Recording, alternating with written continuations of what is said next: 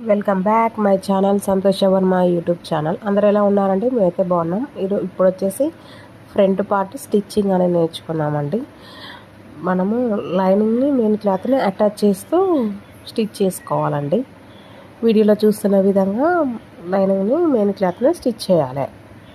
Rounds తిప్పుకుంటూ neck దగ్గర stitch చేసుకొని మిగతా ఎక్స్ట్రా ఉన్న క్లాత్ని మొత్తం కట్ చేసుకుంటూ ఉండాలి. నీట్గా కట్ చేసుకోవాలి.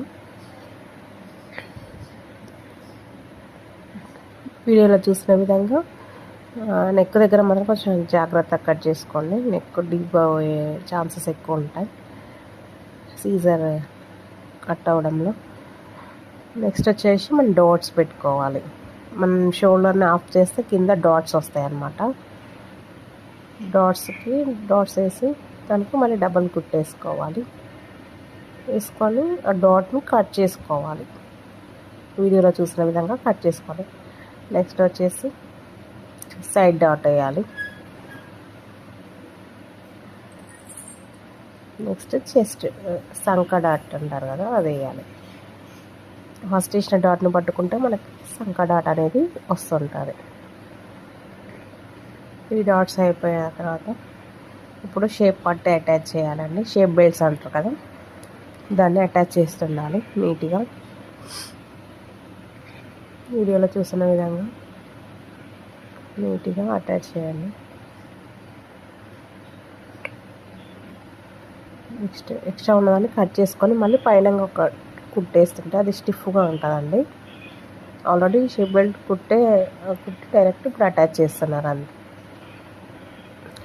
నెక్స్ట్ వచ్చేసి ఉక్సుల పట్టీ అండి. ఇది రైట్ సైడ్ కాబట్టి ఇది ఉక్సుల పట్టీ కట్ చేసుకోవాలి. క్లాత్ కట్ చేసుకొని అటాచ్ చేసి కుట్టడమే.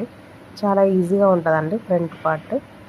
డాట్స్ ఒకటి పెట్టుకోవడం వస్తే చాలు, మిగతా అంతా చాలా ఈజీ ప్రాసెస్. ఇక్కడ మనం డాట్ వేసిన దగ్గర కొంచెం మలవాలి. కింద షేప్ దగ్గర కొంచెం క్లాత్ అనేది కుర్చీలాగా పెడితే అది అనేది స్టిఫ్గా ఉంటుంది అన్నమాట, కుట్లు ఊడిపోకుండా. ఇప్పుడు ఉక్సుల పట్టీ అనేది మళ్ళీ మలుచుకొని కుట్టేసుకుంటున్నాం. అని అటాచ్ చేసి లోపలికి మలిసి కుట్టేసుకుంటే ఉక్సుల పట్టీ అనేది రెడీ అయిందండి. చాలా